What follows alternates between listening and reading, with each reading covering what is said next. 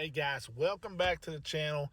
Today we're going to look at TVG, which is time variance gains. The best way to put it is when you hit a fish, say in shallow water, it's going to give a super strong return. Let's say it's a 1 pound fish. When you hit that same fish, a 1 pounder, in say 17, 20 foot of water, the return is going to be smaller. So what it's going to do is going to make the same fish look really big at the top of the water and really small at the bottom of the water. And let's say bottom of the water, I mean down deep. So what we're going to do here today is we're going to go through, I'm going to switch it on low, medium, and high of time variance gains and show you those adjustments and what they do. For example, in the top of the water column, when you have time variance gain off, it's going to have a very strong return for even the smallest of particles in the water. When you have time variance gain, say on high, it's going to filter out all the small stuff on the water or actually make the returns match what's on the bottom. Now, this might not be such a good thing because when you're trying to see a jig drop down to say 17, 18 foot of water, if you turn it on high, it may actually filter the jig out at the same time. So there's a fine line.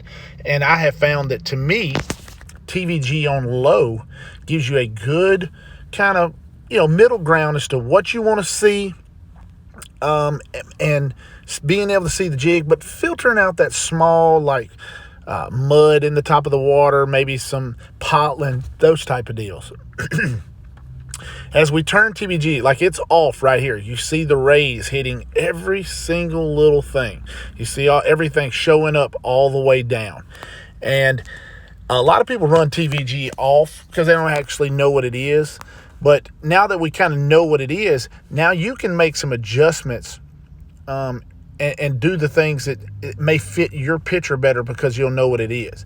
As we turn it on low, okay, it's on low now. See how it just barely filters out some of the smaller particles, but you're still able to see a jig. Now when you get to medium, now it's actually starting to filter out some of the stuff. This is a brush pile right here that we've looked at. Actually, this brush pile has been in other videos.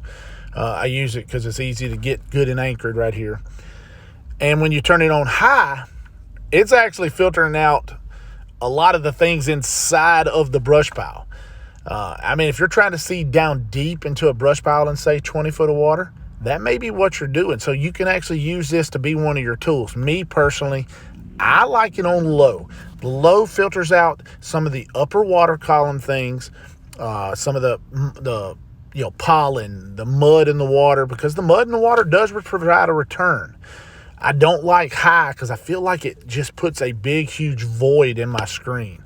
So low seems to be what I want to do. So what I did right here is I dropped a jig down over the top, and I wanted you to be able to see how it affects each little part. See how the particles in the water still can see the jig, still can see the line, everything's showing up great, still see the fish. But now we turn it on medium. Look how that weight and the jig, they're starting to be filtered out by the computer, and the line gone. Now, as we put it on high, it is very, very hard to see the jig. Hard to see the weight. Line, no chance of seeing it. Now, if we go back to off, now you got a lot of the noise in the water, a lot of the pollen, a lot of the mud showing up. Even it could be leaves floating in the water. Me personally, I like low. But guys, here's something that can help you out.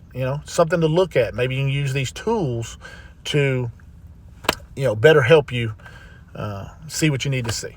Thanks a lot, guys. Thanks for watching. Please subscribe, like this video. This channel is getting big.